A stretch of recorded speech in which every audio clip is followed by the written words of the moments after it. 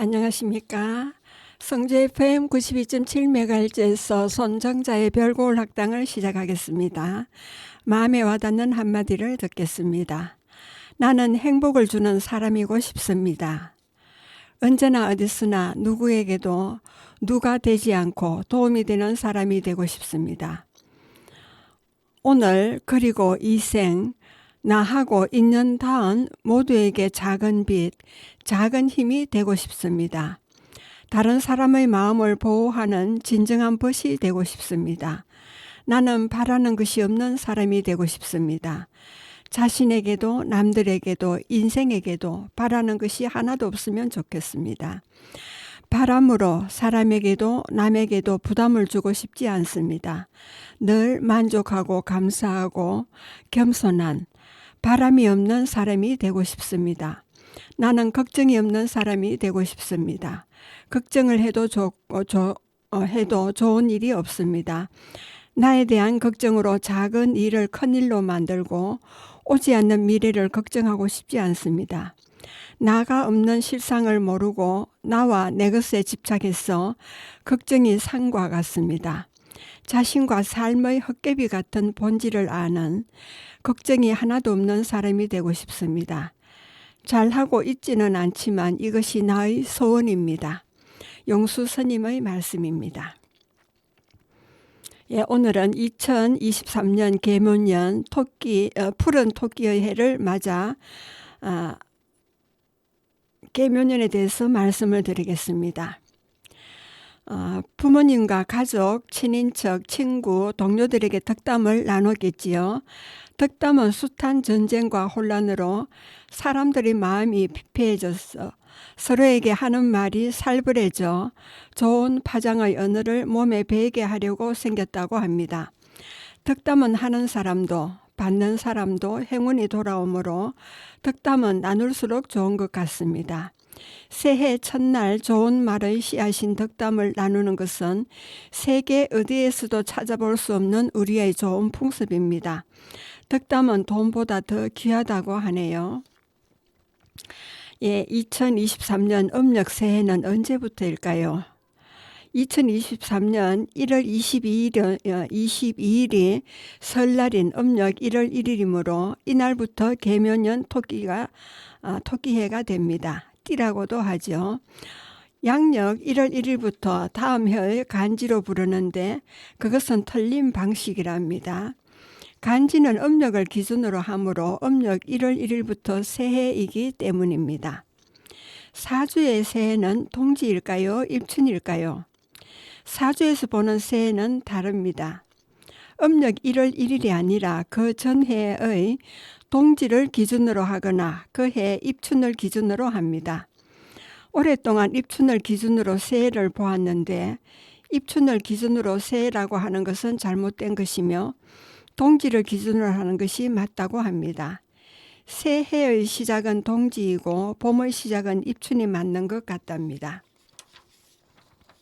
새해의 시작을 동지를 기준으로 하면 2022년 12월 22일 오전 6시 48분 일출부터 계면년이고 입춘을 기준으로 하면 2023년 2월 4일부터 계면년이 됩니다.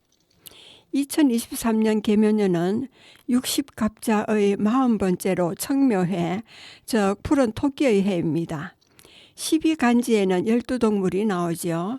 자축, 인묘, 진사, 오미, 신유, 술해가 있습니다. 그러나 같은 토끼해라도 흰 토끼, 노란 토끼, 푸른 토끼, 붉은 토끼, 검은 토끼라 따로 부릅니다. 색깔을 나누는 것은 12간지의 앞에 붙은 천간의 오행을 기준으로 한 것입니다. 갑을은 목이기 때문에 청색이고 병정은 화니까 적색, 무기는 토이기 때문에 황색이고 경신은 금이기 때문에 백색입니다. 그리고 임계는 수이기 때문에 흑색이라 합니다. 이렇게 따지면 계면년은 청묘띠 또는 푸른 토끼의 해라고 할 수 있습니다. 오행으로 볼 때 천간의 10번째 개는 수이고 을은 목이니 작은 나무나 풀이 물의 힘을 받아 푸른 토끼는 상당히 기운이 센 목의 기운을 가진다고 볼 수 있겠습니다. 2023년 개묘년의 절기는 2022년 12월 22일이 동지고 2023년 1월 6일은 소환입니다. 그리고 1월 20일은 대한이고요. 2월 4일은 입춘입니다. 2월 19일은 우수, 3월 6일은 경칩, 3월 21일은 준분이고요. 4월 5일은 청명, 4월 20일은 고구, 5월 6일은 입하, 5월 21일은 소만, 6월 6일은 망종입니다. 그리고 6월 21일은 하지고요. 7월 7일은 소서, 7월 23일은 대서, 8월 8일은 입추입니다. 그리고 8월 23일은 처서, 9월 8일은 백로, 9월 23일은 추분입니다. 그리고 10월 8일은 한로, 10월 24일은 상강, 11월 8일은 입동이고 11월 22일은 소설, 12월 7일은 대설입니다. 그리고 12월 22일은 동지가 되겠습니다. 2023년 환갑과 진갑을 맞는 나이의 출생 연도를 보면 60갑자에 따른 개묘년 생년을 정리하면 아래와 같습니다. 1984년, 1996년, 2008년, 2020년 갑자년은 쥐띠입니다. 쥐는 포유류고 임신 22일에 새끼 2마리에서 9마리를 낳습니다. 그리고 1985년, 1997년, 2009년, 2021년은 을충입니다. 소띠고요. 포유류고 임신 277일에서 290일 사이에 새끼 1마리를 놓습니다. 그리고 1986년, 1998년, 2010년, 2022년은 병인년입니다. 범띠고요. 포유류에 들어갑니다. 임신 100일에서 110일에 새끼 2마리에서 4마리를 놓습니다. 그리고 1975년, 1987년, 1999년, 2011년, 2023년생은 정묘년입니다. 토끼띠고요.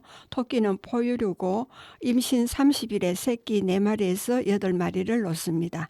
그리고 1988년, 2012년, 2024년은 무진년입니다. 용띠고요. 상상의 동물이죠. 그리고 1989년, 2013년, 2025년은 기사년입니다. 뱀띠고요. 파충류에 들어가고 종류에 따라서 알을 39개에서 100개를 낳습니다. 그리고 1990년, 2014년, 2026년은 경호년입니다. 말띠고요. 포유류에 들어가고 임신 335일에서 340일에 새끼 1마리를 놓습니다.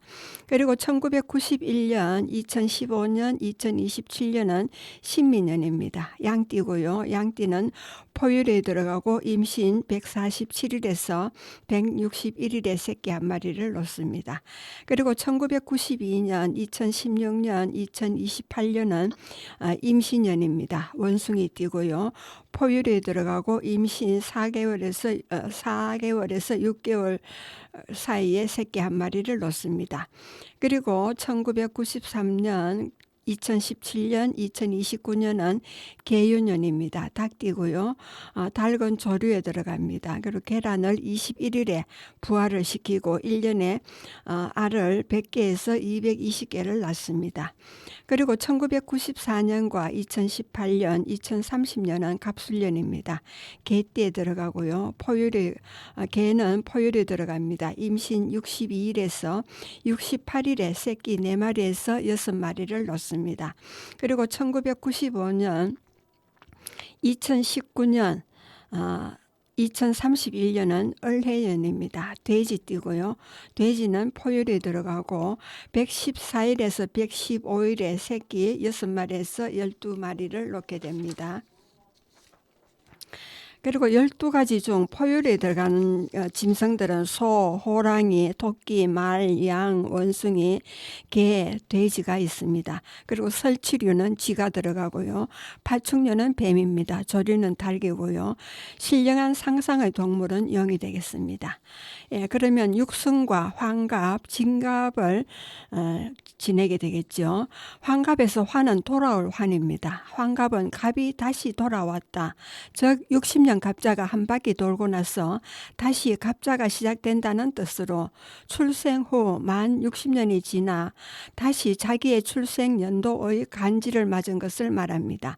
만 60세에 해당하고요.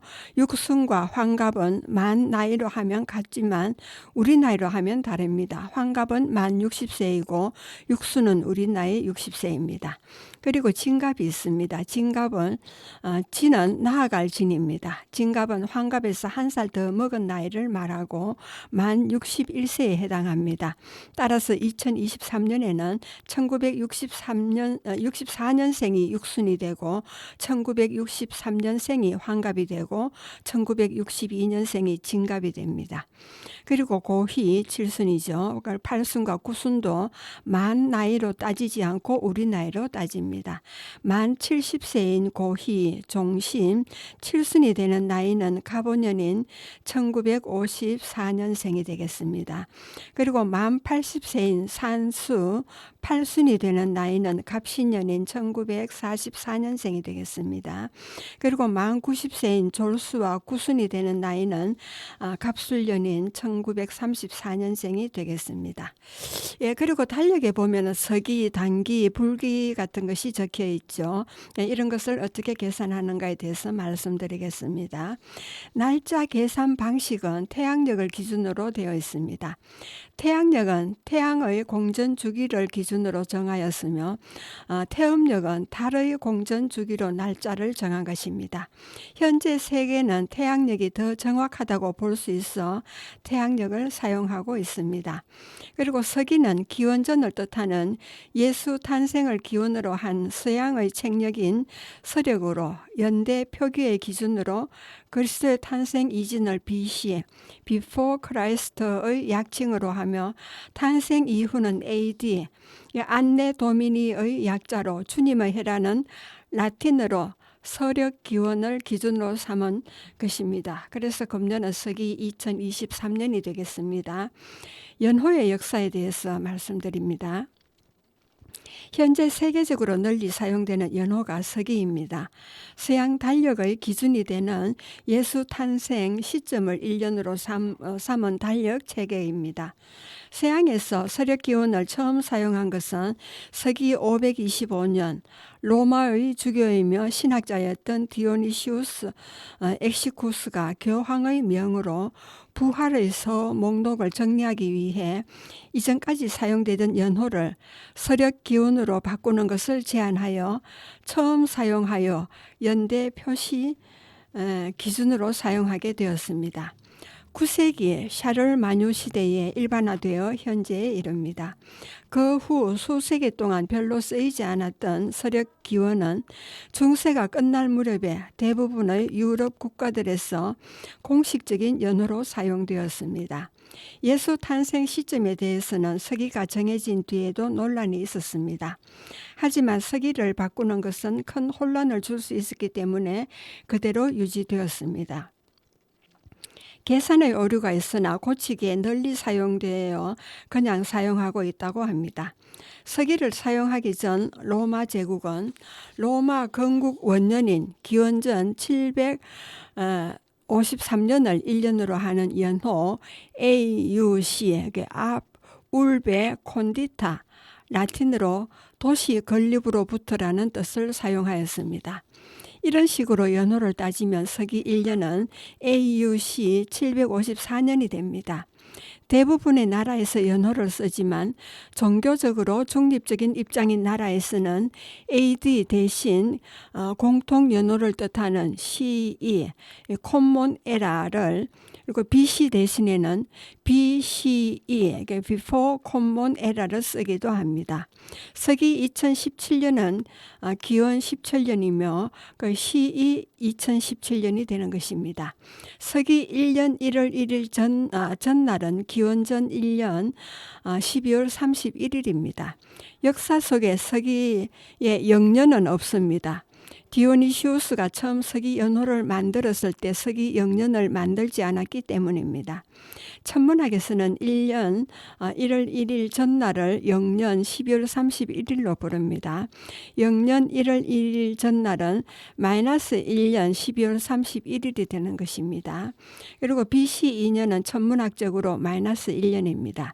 이렇게 한 것은 전체 운행에 대한 계산을 위해 1과 마이너스 1 사이에 0이 필요했기 때문이랍니다. 우리나라가 서기를 공식적인 연호로 사용하기 시작한 것은 1962년 1월 1일부터입니다.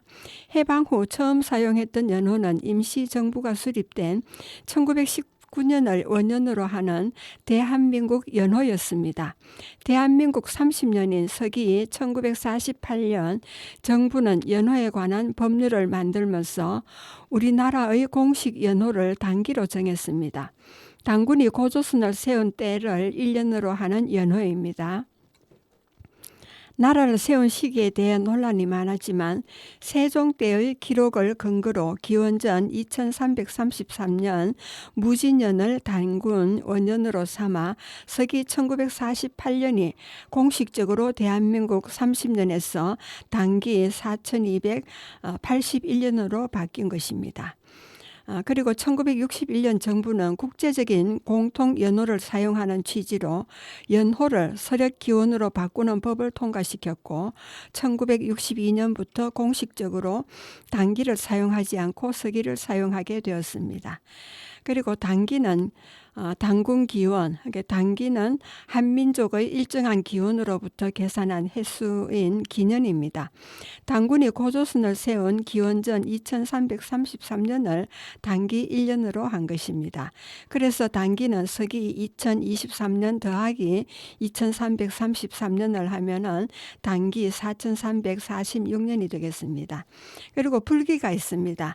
석가모니 불이 인멸한 해를 기준으로 삼는 연대 표시로 서기 2023년 더하기 544년을 하면은 불기가 금년에 2567년이 되겠습니다.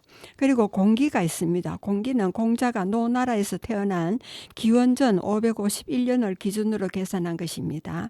그래서 2023년 더하기 551년을 하면은 금년에 공기는 2574년이 됩니다. 일반인에게는 다소 생소하지만 향교에서 공자를 비롯한 선성선현에게 제사를 모실 때나 공자와 관련된 곳에서 사용을 합니다. 예, 여러분은 지금까지 성주 FM 92.7MHz에서 손정자의 별골 학당을 듣고 계십니다. 음악을 듣고 오겠습니다. 정동원의 효도합시다가 되겠습니다.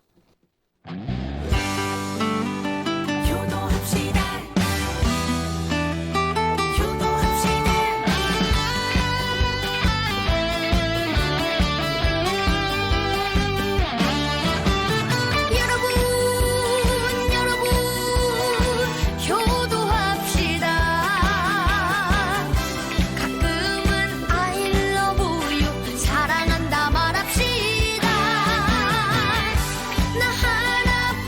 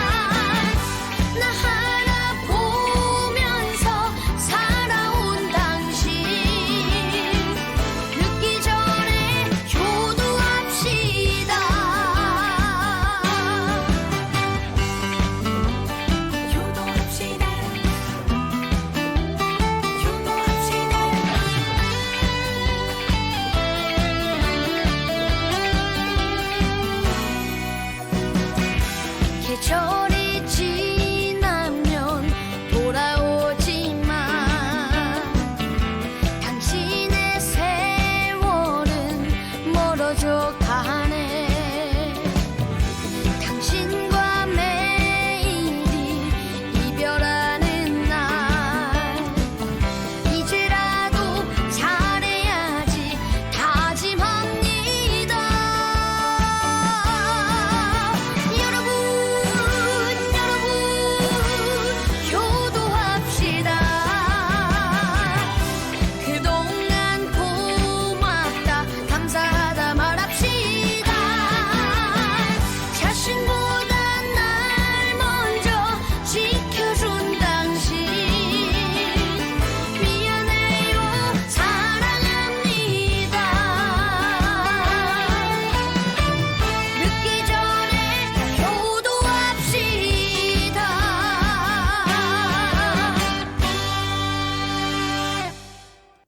예, 이제 지금부터는 2023년 계면연 푸른 토끼티에 대해서 말씀드리겠습니다.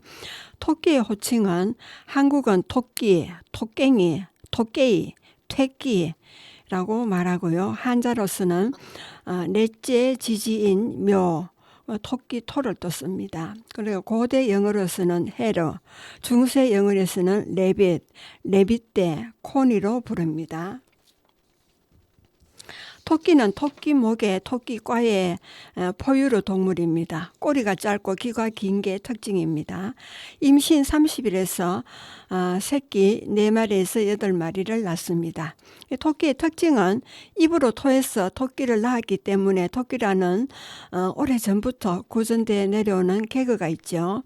별주부전에서 토끼가 자기는 간을 넣었다 뺐다 할 수 있을 정도로 별종인 생물임을 납득시키기 위해 이 레파토리를 쓰기도 합니다. 사실 별주부전에 등장하는 토끼에게도 자신의 간을 임의로 꺼낼 능력은 없었지요. 육지로 도망치려고 둘러대는 핑계였습니다. 그래서 토끼는 민화가 많습니다. 토끼는 온화한 동물이라는 인식과 다르게 스트레스가 많으면 공격 행위를 보입니다. 토끼 귀 잘리는 사건의 원인이었던 토랑이의 경우 왕따 당하자 스트레스가 커지면서 다른 토끼들의 귀와 털을 뜯어먹고 심지어 무리 중 다른 개체를 죽이는 공격성을 보였습니다. 치악력이 강하고 이빨이 날카로워서 토끼한테 물리면 바늘, 꼬챙이, 칼 등의 날카로운 것에 찔린 상처인 자창상을 입을 수가 있습니다.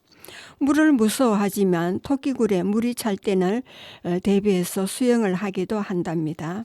토끼는 부활절 상징 중 하나가 되었는데 부활절 토끼가 주인공으로 기원은 알 수 없습니다. 그러나 여러 가설이 있죠. 부활절 토끼에 대한 최고 기록은 1682년 독일인 의학 교수인 제올그 프랑크 본 프랑켄나우의 데오비스 파스칼리부스 본 오스터 아이런이 있습니다. 그 내용은 부활절 토끼가 정원이나 수풀에 달걀을 숨기는데 그곳에서 축제가 벌어지고 아이들이 이를 찾는 것입니다. 17세기 전에도 부활절 토끼 문화는 유럽에서 여러 방법으로 널리 표현되었고 현대까지 다양한 모습으로 이어져 오고 있습니다. 그리고 집토끼가 산토끼가 있습니다. 전 세계에 사는 30종이 넘는 토끼를 대별하면 굴을 파고 사는 굴토끼류인 집토끼와 집토끼는 레빗입니다. 굴을 파지 않고 사는 메토끼류인 산토끼, 해을로 나눕니다. 우는 토끼, 피카와 일부 지역에만 남아있는 예토끼도 존재하며 한국에서는 특히 북방토끼 또는 만주토끼라 하고 근데 우는 토끼와 메토끼가 분포한다고 알려져 있습니다. 그리고 산토끼가 있습니다. 집토끼와 산토끼는 다르게 생겼습니다. 집토끼는 사람들이 떠올리는 동글동글하고 짧은 다리에 눈동자가 커서 순하고 귀여우며 산토끼는 귀가 크고 몸에 비해 머리가 작은 편이며 얼굴이 길쭉하고 다리가 집토끼보다 길어 적을 만났을 때 재빨리 도망치기에 적합한 모양을 하고 있습니다. 그 동공도 집토끼보다 작습니다. 한국에 서식하는 메토끼나 일본 메토끼, 미국의 알래스카나 캐나다의 숲에서 서식하는 눈 드신 토끼처럼 일부 종의 경우 집토끼와 비슷하게 생겼기 때문에 둘을 생김새로만 나누기 어렵습니다. 산토끼는 집토끼와 달리 태어난 지 얼마 안 되어 털이 자라고 눈을 뜨면 뛰어다닌다는 점이 있습니다. 집토끼 속이 따로 있는 것이 아니고 토끼과 중에서도 산토끼 속에 속하는 것을 산토끼, 해를, 나머지 속들을 집토끼, 레빗이라고 하는 것입니다. 영어로는 다른 동물이지만 한국어로는 둘 다 토끼라고 부릅니다. 이유는 동아시아에서는 전통적으로 산토끼만 살아 토끼라고 불렀지만 유럽에는 산토끼와 레빗토끼가 살아서 두 동물을 구별하는 문화가 생겼습니다. 구한말 서양에서 레빗을 가축화한 집토끼를 소개받자 이 동물이 자국으로 토끼라고 불리는 산토끼와 비슷하게 생겼다는 이유로 토끼라고 부르게 되었습니다. 점차 토끼의 이미지가 집토끼로 굳어지자 토끼라 불리던 동물은 산토끼가 된 것으로 추측됩니다. 서양에서는 레빗을 헤얼이라고 부르는 셈입니다. 양배추의 사례와 마찬가지로 양토끼라는 용어를 만들어 토끼라는 단어는 헤엄만 의미할 수 있으나 둘 다 토끼로 굳어진 지 오래됩니다. 한국 설화에 등장하는 토끼는 집토끼가 아니라 산토끼입니다. 영어 위키백과에서 동아시아의 달토끼 전설을 소개할 땐 문서 제목이 문 레빗이지만 문 헤얼이라는 다른 명칭도 쓰고 있습니다. 동아시아에는 집토끼가 살지 않고 산토끼만 살았기 때문에 헤얼이라는 명칭을 쓰지만 현대 동아시아인들은 토끼 하면 집토끼를 떠올리기에 라빗이라는 명칭을 쓰기도 하는 듯합니다. 그리고 토끼의 생태와 습성입니다. 포유광, 영장상목, 토끼목에 속하는 동물입니다. 긴 귀와 손목치 모양으로 위쪽으로 짧아 보이게 말려있는 꼬리, 실제 꼬리는 생각보다 깁니다. 앞다리보다 훨씬 긴 뒷다리를 이용하여 깡충깡충 뛰어다닙니다. 입과 코는 작으며 입 모양이 시옷 모양입니다. 그리고 얼굴은 달걀형에 가깝고요. 눈 색깔은 검은색, 갈색, 푸른색이 있습니다. 알비노 개체의 경우 붉은 눈을 지닙니다. 쥐 무리와 토끼 무리를 묶어 설치류라 하는데 둘은 다릅니다. 설치류인 쥐는 앞니가 위아래 각각 한 쌍씩 4개로 끌 모양으로 야문 곡식을 쏘라 달아 빠지는 만큼 평생 자랍니다. 그리고 중치류인 토끼는 쥐처럼 위아래 각각 한 쌍의 크고 긴 앞니가 있고 위턱의 윗니 안쪽에 작고 짧은 이가 2개 더 있는 것이 설치류와는 다릅니다. 때문에 중치류라 하며 앞니가 모두 6개입니다. 앞의 것은 쥐처럼 끝이 예리하면서 평생 자라지만 뒤의 것은 작고 뭉뚱하면서 자라지 않습니다. 소리를 내지 않는 과묵한 동물이지만 위협을 느끼거나 고통스러울 때는 신음하거나 비명을 지르기도 합니다. 애완토끼의 경우 기분이 매우 나쁠 때 어르렁거리는 소리를 내기도 합니다. 그리고 360도를 볼 수 있는 눈 때문에 도망치면 잡기가 힘듭니다. 수명은 8년에서 10년입니다. 장수하면 13년까지 삽니다. 토끼는 붉은 눈에 새하얀 털을 가지고 있는데 이는 알비노 유전자 때문입니다. 일부 종은 알비노 유전자가 우성인 종이 있는데 이 종에서는 일반 개체보다 알비노 개체가 많습니다. 자연계에서 알비노는 살아남기 힘들지만 토끼는 설치류 계열의 습성상 알비나여도 사는데 크게 지장이 없기 때문에 알비노 유전자를 가진 종이 계속 남아있는 것으로 추정됩니다. 쥐도 알비노가 많은 것은 이 때문입니다. 그리고 토끼 똥은 낮에 싸는 딱딱한 환약 같은 것과 검고 끈적끈적하며 묽은 밤에 싸는 점액성 똥이 있습니다. 밤에 싸는 똥은 토끼가 즉시 먹어버려 눈으로 보기는 어렵습니다. 그 똥은 맹장에서 발효한 것으로 묽은 변은 56%가 세균이고 24%가 단백질인 아주 귀중한 양분입니다. 대장에서 서식하는 세균이 셀룰로즈를 분해한 당분까지 있는 것입니다. 맹장에서 나간 양분 덩어리인 것을 대장에서 흡수할 수 없어 그것을 다시 주워 먹어서 제차 위에서 6시간 넘게 단백질이 주 성분인 세균까지도 모두 소화시킵니다. 그리고 입을 맞대는 그루밍, 뽀뽀하는 토끼는 상대를 좋아하고 있다는 표시입니다.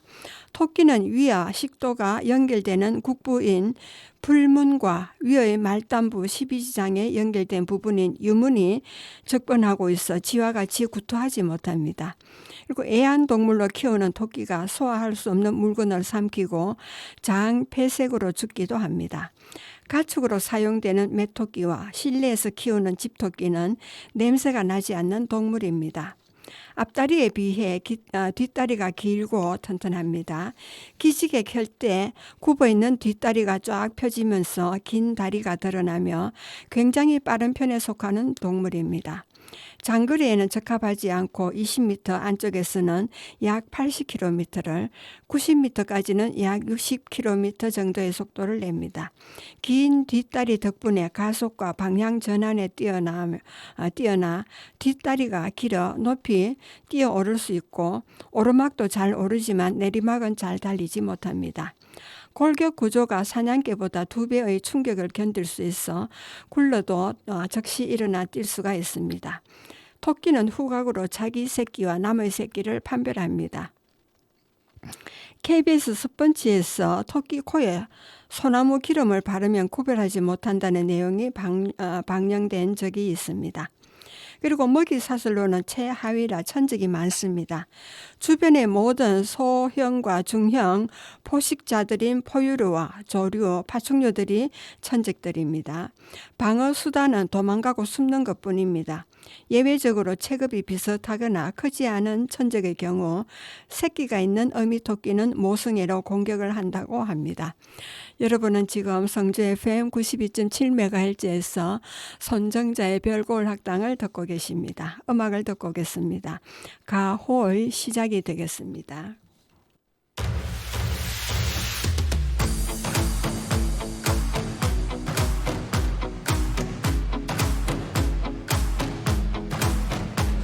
새로운 시작은 늘 설레게 하지 모든 걸 이겨낼 것처럼 시간을 뒤쫓는 시계바늘처럼 앞질러 가고 싶어 하지 그 어느 한선을 넘어 저마다 삶을 향해 때론 원망도 하겠지 그 선을 먼저 넘지 말라고 I can fly the sky Never gonna stay 내가 지쳐 쓰러질 때까지 어떤 이유도 어떤 변명도 지금 내겐 용기가 필요해 빛나지 않아도 내 꿈을 응원해 그 마지막을 가질 테니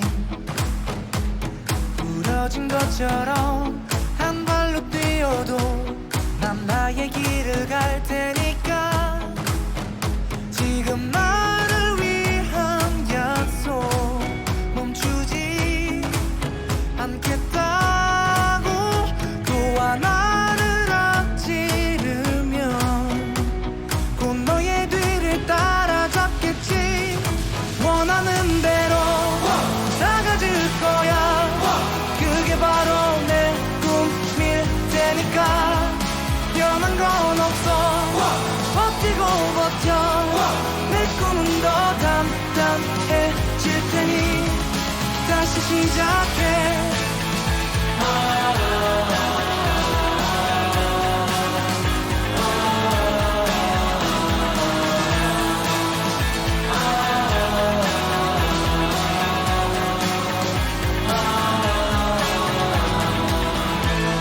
다시는 나를 잃고 싶지 않아 내 전부를 걸었으니까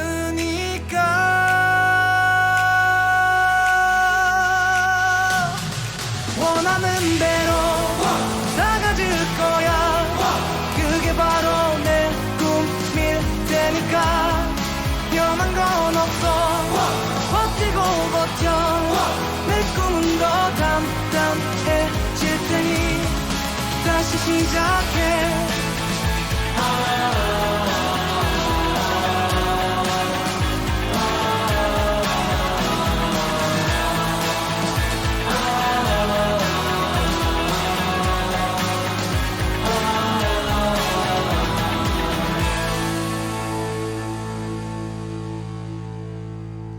노래 잘 들으셨습니까? 이번에 토끼 크기에 대해서 말씀드리겠습니다. 소동물이라는 이미지 때문에 작다고 생각하지만 일반적인 토끼는 성체가 소형견과 비슷한 몸집이며 개체에 따라서는 중형견만큼 자랍니다. 먹는 양과 배변량은 개와 비슷하고요. 크기는 더워프 토끼는 1kg에서 1.5kg입니다. 그리고 미니 토끼는 1.5에서 2kg이고요. 친칠라, 모피 품종과 앙골라는 3.5kg 전후가 되겠습니다. 그리고 뉴질랜드 화이트 한국 토끼는 4.5kg 전후가 되겠고요. 그리고 유경종인 벨기언과 플레미시는 5에서 8kg 순입니다. 애완용으로 기를 생각이라면 미리 유의해야 한다고 합니다. 품종 개량으로 10kg만 되어도 크기를 자랑합니다. 견종은 세틀랜드 십독으로 몸무게가 10kg대의 중형견입니다. 북한에서 식량난을 타개하기 위해서 품종을 들여오려고 하고 있을 정도였습니다. 기네스가 인정한 세상에서 가장 큰 토끼는 영국에 사는 다리우스 토끼로 130cm의 길이와 몸무게는 22kg입니다. 다리우스는 2021년 4월 12일 집주인 마당에서 괴한에게 납치되어 실종되어 2주가 되도록 돌아오지 않자 주인은 포상금을 2,000파운드로 올렸으나 여전히 찾지 못했다고 합니다. 납치 이유는 말이 많지만 품종 개량을 위해 그랬다는 설이 제일 유력합니다. 다리우스의 주인은 다리우스가 너무 늙어서 더 이상 번식할 수 없다고 호소하며 제발 다리우스를 돌려줄 것을 요청하고 있으나 아직까지 다리우스가 발견되었다는 소식이 없는 것으로 볼 때 아직까지 실종 상태인 것으로 보입니다. 우리나라에서 유기된 다수의 토끼가 살아남아 집단으로 서식하는 곳이 서울 서초구의 몽마르트 공원과 강남구의 매봉산, 송파구의 올림픽공원이 있습니다. 2000년대 초반에서 후반 사이 유기된 토끼가 새끼를 치면서 토끼공원으로 알려지게 되었고 이 소문을 듣고 토끼를 버리러 온 주민들 때문에 그 수가 늘어나서 공원에서 흔히 볼 수 있는 상황이 되었습니다. 폭발적으로 늘어나지 않는 이유는 서울의 도시 한복판인데다가 고양이 등 천직들이 있고 2018년 토끼 중절 수술 운동이 벌어졌기 때문입니다. 몽마르트 공원의 토끼는 인근 대검찰청으로 내려와서 뉴스거리가 되기도 했습니다. 그리고 교미가 있습니다. 교미가 아주 빠르고 짧아서 조류의 대명사로 여겨지고 있습니다. 토끼의 교미는 2초면 끝난답니다. 토끼는 생태 피라미드 중 가장 낮은 단계이기 때문에 짝짓기 과정에서 많은 포식자의 위협을 받고 있어 교미 시간이 짧아질 수밖에 없었답니다. 교미 중에 수컷의 피스톤 운동 속도가 엄청나게 빠른데 암컷은 2개의 자궁을 가졌고 사람의 나팔관처럼 자궁이 양쪽으로 길쭉하게 생겨 난소 하나당 자궁 하나씩 연결되어 있는 구조입니다. 반복적으로 교미가 가능하고 토끼의 엄청난 번식력도 교미에 광적으로 집착하는 형태에서 기인됩니다. 발정한 토끼가 짝을 찾지 못하면 암수에 관계없이 주변 사물이나 다른 동물, 심지어는 주인의 팔, 다리에 마운팅을 하기도 한답니다. 기네스북에는 하루에 22시간을 교미에 투자하는 정력 토끼가 등재되어 있습니다. 이 토끼는 1년에 4,555마리의 새끼를 생산한 기록으로 기네스에 등록되어 있습니다. 토끼의 경우에는 교미 행동이나 호르몬의 작용에 의해 자극에 따라 배란이 설치되는 교미 배란을 하는 동물이기도 합니다. 고양이가 교미 배란을 한다는 것은 알려져 있지만 토끼도 교미 배란을 한다는 것은 알려지지 않은 편입니다. 번식기에 토끼는 호르몬의 영향으로 공격적으로 행동하며 자신의 영역을 침범하는 것에 대해 민감하게 반응합니다. 그리고 번식력은 쥐 다음으로 포유류계의 바퀴벌레라 할 정도로 번식력이 강합니다. 한 번에 10수 마리를 임신해서 출산하며 임신 기간은 약 30일로 짧은데 종에 따라서는 중복 임신이 가능합니다. 이론상 한 쌍의 토끼가 1년 뒤에는 800마리의 대집단으로 늘어날 수 있다는 계산이 될 정도입니다. 토끼를 키운 경험이 있는 사람 중에는 토끼가 새끼를 너무 많이 낳아서 부담스러운 경우가 많다고 합니다. 가축으로 키우는 경우는 도축하면서 개체 수를 조절할 수 있지만 애완용으로 키울 경우 그럴 수 없기 때문에 돈 들여서 중성화 수술을 하거나 번식하지 않도록 한 마리만 기르거나 키우는 토끼의 성별을 통일하는 방법이 있습니다. 새끼도 반년 만에 10개월이면 짝짓기가 가능해질 정도로 자라기에 짝짓기, 새끼 낳기, 새끼들 간의 번식으로 1년이 지나면 처치 곤란할 정도로 개체수가 늘어납니다. 토끼는 죽는 것 이상으로 낳아 늘리는 것을 생존 전략으로 삼은 종입니다. 그리고 토끼는 또 유해동물입니다. 귀여운 외견과는 달리 밭이나 정원에는 해로운 동물입니다. 꽃과 줄기, 잎, 새싹 할 것 없이 갉아먹는데 관상목, 잎마저 키가 닿는 데까지 먹어 심한 경우에는 잎과 관상용 나무의 밑동을 갉아먹어 관상목을 쓰러뜨리기도 합니다. 심지어 청양고추도 먹을 정도고 자란 식물도 토끼가 자기 키에 맞는 위치까지 잎을 잘라 먹어 겨울에서 봄으로 넘어가는 환절기에는 제대로 광합성을 못해 죽기도 합니다. 똥을 많이 싸서 정원 거름이 될 것으로 생각할 수도 있지만 화학 비료를 뿌려줘도 잘 자라는 정원 식물이기 때문에 자연 거름은 필요하지 않습니다. 토끼는 등장하면 땅굴을 파고 다니기 때문에 한 마리를 잡아도 또 등장할 확률이 높으며 번식도 완성해 정원이 쑥대밭이 됩니다. 동굴이 이웃집 마당과 연결된 경우 본의 아니게 민폐를 끼치기도 합니다. 정원뿐 아니라 개와 같이 집에 있는 물건들도 갉아놓습니다. 정원에서 동물을 기르기 어려워 실내에서 반려동물을 키워야 하는 한국의 경우 토끼를 집에서 풀어 키우면 전자제품이나 전선, 책과 일상생활용품들도 손상시키기 때문에 풀어주는 경우 강아지처럼 유의하는 것이 좋습니다. 퇴치 방법은 흙을 갈아엎고 다시 채워주거나 토끼굴에 토끼가 싫어하는 물을 계속 붓거나 연기를 피우면 도망간답니다. 방벽을 세우는 방법도 있는데 나무가 아닌 다른 재질을 써야 하며 아래로 굴을 뚫고 넘어오지 못할 정도로 깊이 박아야 합니다. 토끼를 쫓기 위해 개나 고양이를 기르거나 엽총이나 덫으로 직접 사냥하기도 합니다. 여러분은 지금 성주 FM 92.7MHz에서 손정자의 별골 학당을 듣고 계십니다.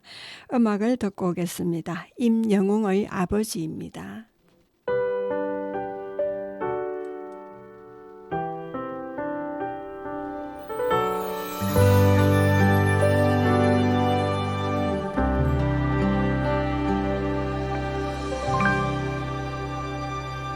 하얀 머리 뽑아달라며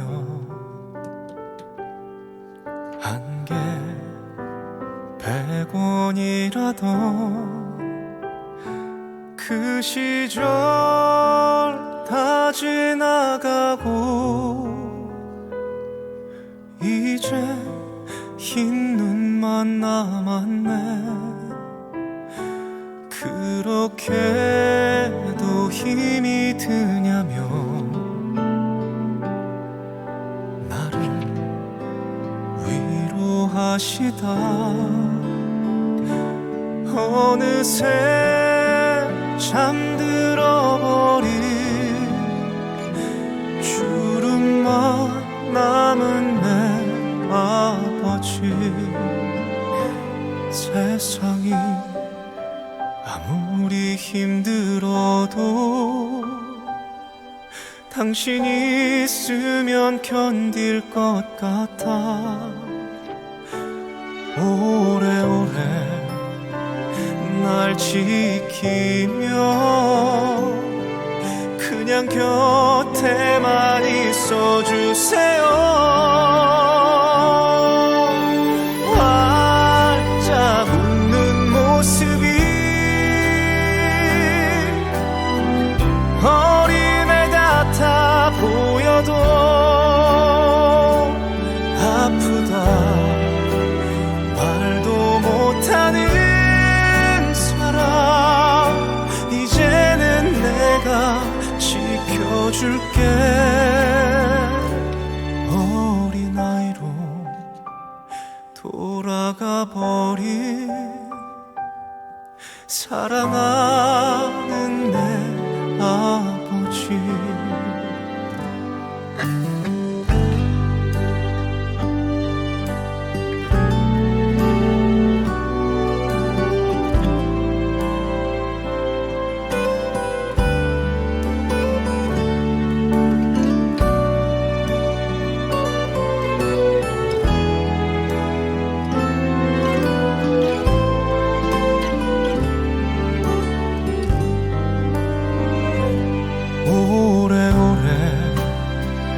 날 지키며 그냥 곁에만 있어주세요. 활짝 웃는 모습이 어린애 같아 보여도 아프다 말도 못하는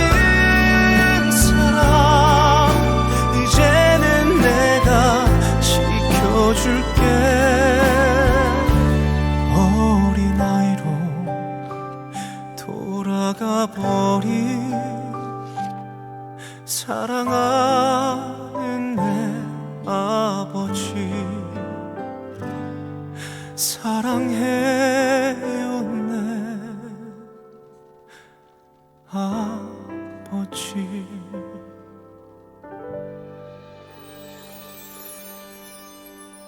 예, 노래 잘 들으셨습니까?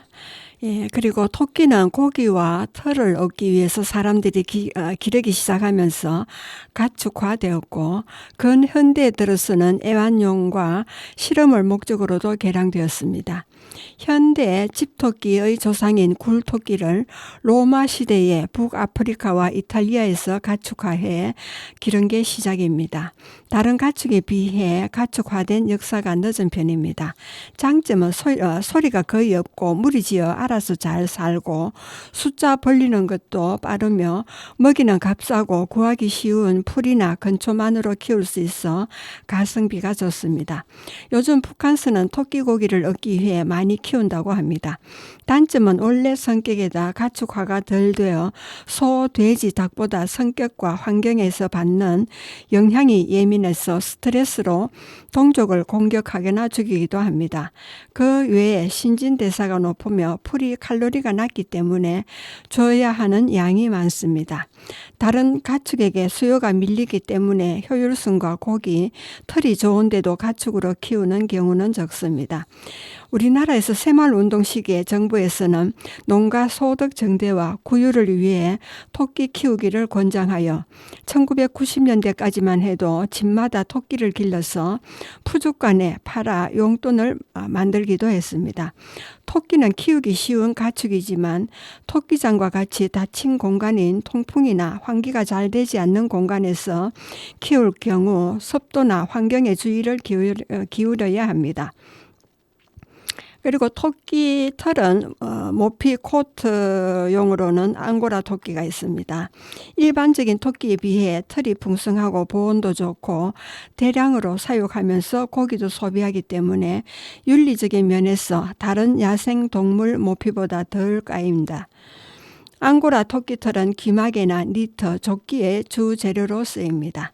그리고 실험용으로도 사용되었습니다.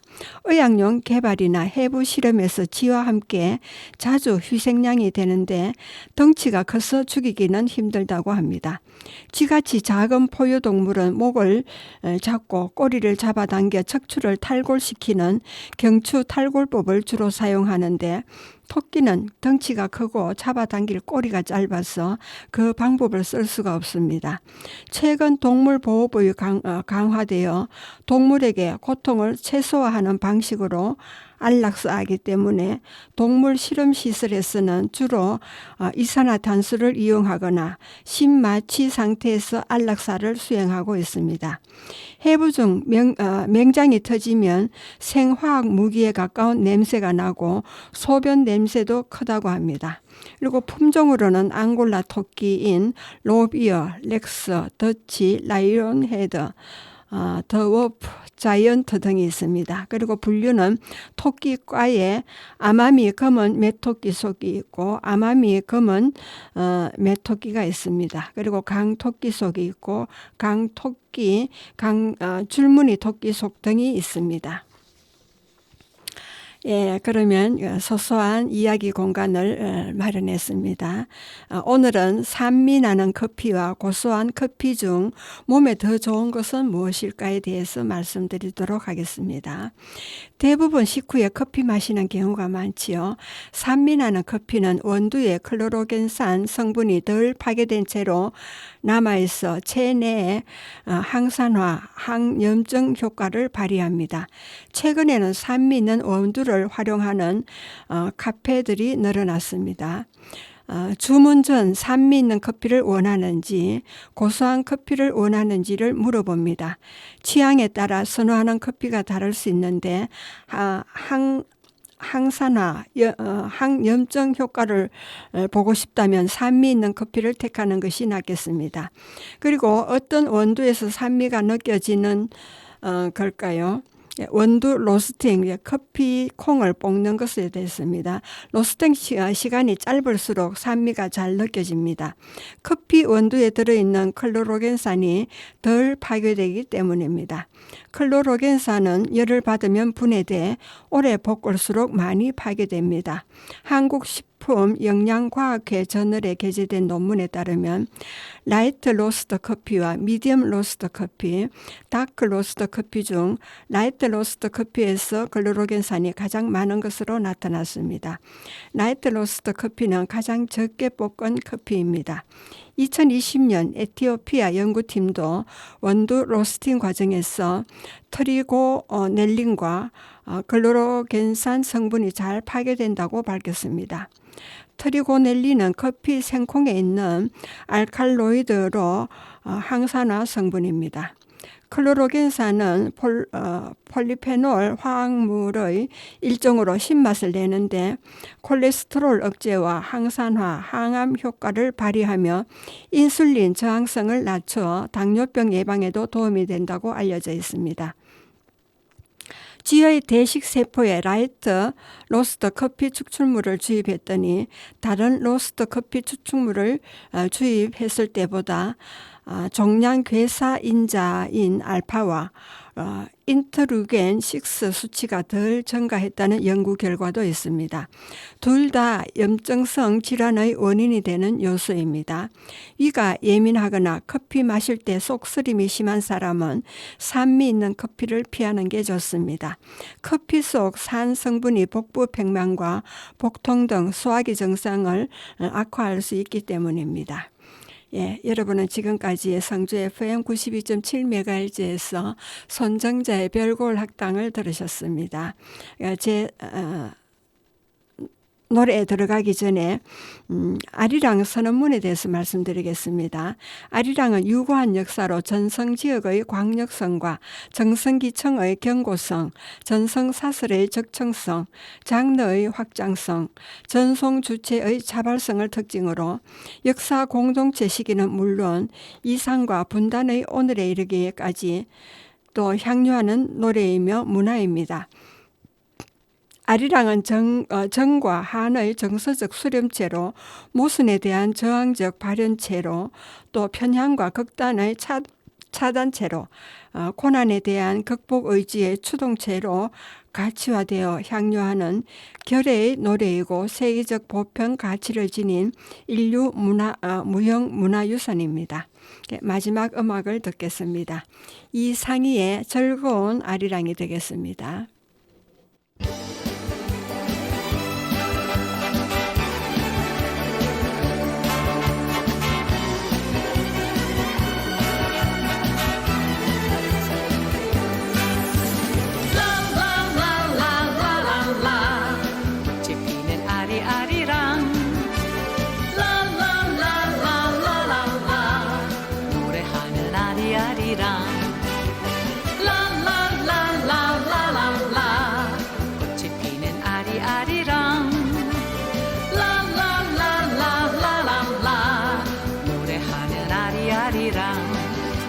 산에 사는 새야 상상이 보기 좋아 고개 넘어 나도 사랑을 찾아가네 길은 멀어도 즐거운 마음 눈에 보이네 그리운 얼굴 흐린 산처럼 우리 사랑은 언제나 즐거워 울면 손 없던 아리랑 크게 웃으며 넘는다 라라라라라라라 꽃이 피는 아리아리랑 라라라라라라 노래하는 아리아리랑 산에 사는 새야 상상이 보기 좋아 보게